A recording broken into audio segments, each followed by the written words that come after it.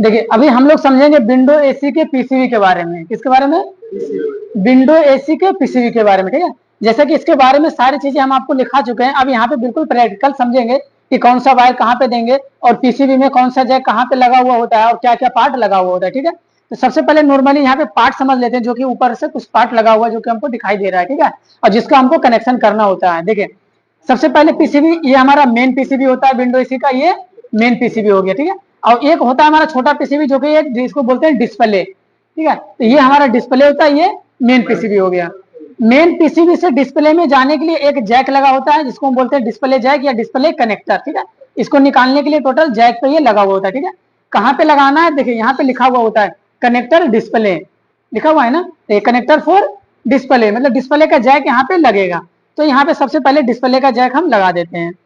देखिए यहाँ पे डिस्प्ले का जैक लगा दिए।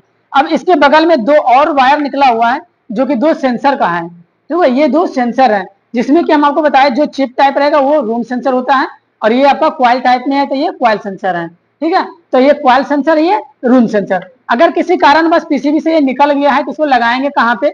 इसको देखने के लिए देखिए यहाँ पे लिखा हुआ होता है क्वाइल सेंसर और रूम सेंसर। तो क्वाइल सेंसर में क्वाइल सेंसर को लगाएंगे, रूम सेंसर में रूम सेंसर को लगाएंगे। ठीक है, यहाँ पे सोल्डिंग किया हुआ है तो सोल्डिंग कर देंगे, कोई दिक्कत नहीं है। यहाँ पे जैक नहीं दिया हुआ है। ठीक है, तो कुछ भी हो सकता है, उससे घबराना नहीं है। अगर जैक रहेगा तो जैक में लगाएंगे, सोल्डिंग किया हुआ रहेगा तो सोल्डिंग कर देंगे। ठीक है, अब यहाँ पे आगे समझेंगे। देखिए एक काला वाला जो बड़ा सा देख रहे हैं ये होता है बजर।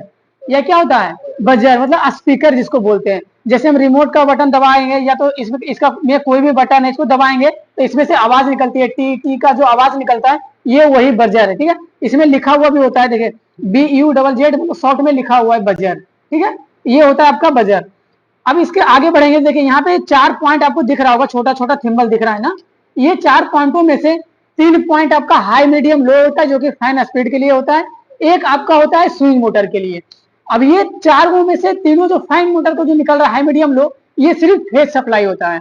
कौन सा सप्लाई होता है? Phase supply. मतलब कोई एक सप्लाई रहेगा, जो रिले पे सप्लाई देंगे वही सप्लाई यहाँ पे आएगा। अगर हम फेज दे रहे हैं तो फेज आएगा, न्यूट्रल दे रहे हैं तो न्यूट्रल आएगा। ठीक है, तो देखिए यहाँ पे लिखा हुआ है लो वायर को लो में लगाएंगे, मीडियम वाले वायर को मीडियम में लगाएंगे, हाई वाले वायर को हाई पे लगाएंगे।